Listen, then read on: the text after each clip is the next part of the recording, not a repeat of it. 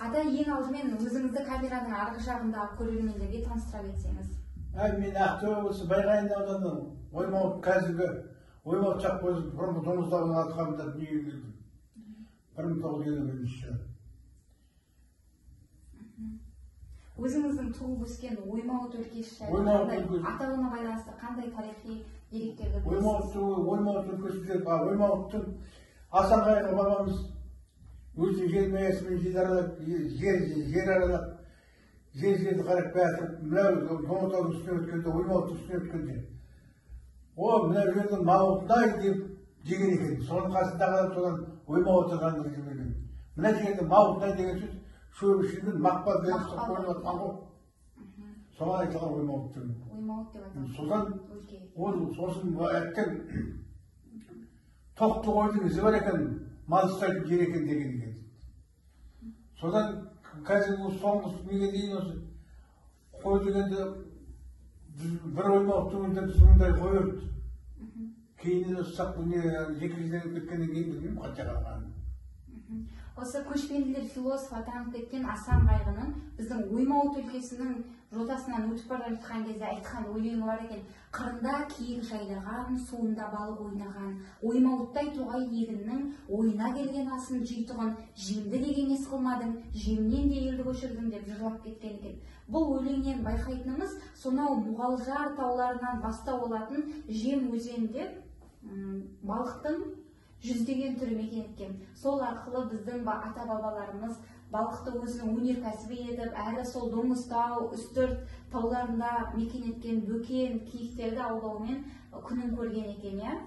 Осы Оймауыт өлкесінде жалпы Байғанин ауданы бойынша Табын руының басым көпшілігі Оймауыт өлкесінде мекен еткен екен. Байғанин ауданының шығу тарихы да 1928 жылға дейін Табын ауданы, Адай Табын ауданы деп аталып кеткен екен. Одан кейін барып 1940 жылы Нұрпейіс Байғаниннің атамыздың құрметіне Байғанин ауданы деп аталған екен. Осы Табын ауданы деп атанып кеткен Байғанин өлкесінің ең үлкен аумағын алып жатқан Оймауыт өлкесінде қандай Табын руына қатысты деректер немесе аңыздар білесіз? Мен аңыз болғанда мен өзімнің әкем Садықтың әкесі Қабыл Дүйсен Өрбіс деген. Сол Өрбіс дейтін әкеміздің бірге туған Қожыбай деген әкеміз болған. Сол әкеміз ат жаратып, ат бегі болған, ат бегі дейтін. Ат жаратықтан ат бегі, ат сейіс деп сөйлейді. Сол ат бегі болған екен. Сол Жылқыбек, Қожыбай әкеміздің Қарағасқа дейтін, Қарағасқа дейтін аты болған екен. Сол Қарағасқаттың күнін көрген екен. Өзінің айналдырған 300-400 қызы бар екен. Сол ауылынан өздерінен болатын ғана. Соны бағып отқанда, соны күн көріп отқанда жау шапқан екен дейді. Сол жау шапқанда жаңағы Қожыбай әкеміздің Әбіл деген баласы 16 жас жігіт екен, жақсы Қарағасқатпен төбелесіп жылқысын аманат болған екен дейді, бермей, барып тағасын түсірмей. Сөйтіп сондай күн көрген ғой, енді сол одан да кім Жылқыбектен Қажығали, сол Жылқыбек әкемізді ат жаратып жүрген. Қарағасқатты қосса келеді, қашқа құтылады, қуса жетеді, сондай айтылған ғой ел бар. Сол Қарағасқаттың арқасында күн көрген екен дейді. Бәйге қосқа келеді. Жылқыны барымталап алып кетпекші болған түркмендер ме? Түркмендер. Біздің Оймауыт өлкеміз Қарақалпақстан, әрі Өзбекстан елдерімен шекаралас қой. Сол бір күні бір Адай Испан дегеннің әкесінің асын беріп, сол сауын айтып, сол асқа барып, жаңағы Қарақасқатты несін айтайын деп отқаным ғой. Қарақасқатты сол апарып қосқан екен асқа. Түркменстанға, Түркменстанға, сояғын айтып, Түркменстанға. Қосқанда Адай Испан деген өлең айтқан екен дейді. Осы табында бір ат бар деген, сол аттың жабысын көрейік деп. Сонда жаңағы екі ат қатар келген екен дейді. Екеуі дау болды дейді. Адайдың Қоңырат деген аты бар екен. Біздікі Қарақасқат табындың. Сол екі ат талас келіп, дау болады.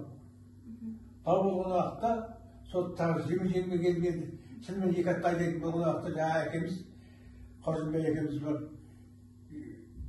ішігінің ішіне жадағай дейді ма қазақша киім бар ғой шекпенімен көлгелеп барып қалыпты ішімен барып атты меспен апарып суарып жіберген екен дейді.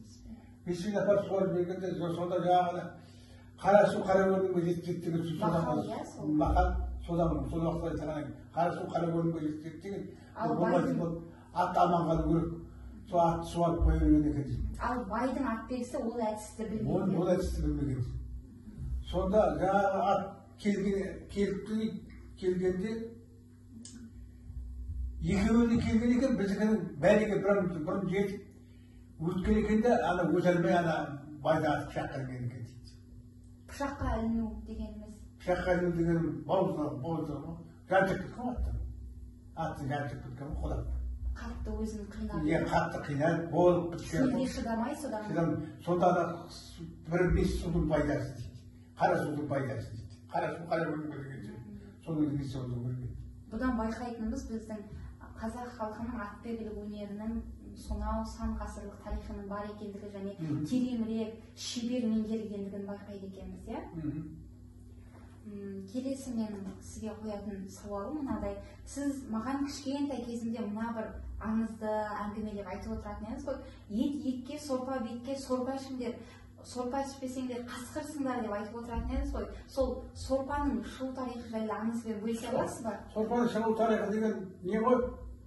Бір бай біздің дейтін бір бай мен ерегескен ғой. Осы бірақ бір қойдың етін жейді деп бір қойдың етін жейді деген. Содан жейді болса онда бір қойды сойып берейін жесін деген екен. Сөйтіп бір қойды сойып асып ол уақытта астауға салып әкеліп алдына қояды екен. Астауға салып әкеліп қойғанда жаңағы етті жепті дейді. Жегенде етті таусылып болған уақытта бай сатып мұнда отырып қоятын болды ма? Мұндағы мақ болатын болды ма деп мынаны қайтадан жеп қойды ғой дегенде байқамағымда сорпаны төгіліп деген екен дейді. Қызметшісіне. Ана еттің жеп болып ет сорпаған. Сорпаны төгіліп берген себебі сорпа асты қорсады екен ғой дейді. Сорпа сонда құртты қойдырып қалай кеткен екен дейді. Сорпа төгіліп қалып етті жеп алып су қорсылмай іші қорсалмай сол зыртып шыға өліп дейді ғой жаңағысы. Яғни емес. Сонда барлық еттің маңызы сорпада. Сорпаға сіңетін болып тұр ғой, иә? Оборот жасайды. Осы обработка дейді ғой. Қорытуға үлкен сіңетін болып тұр ғой.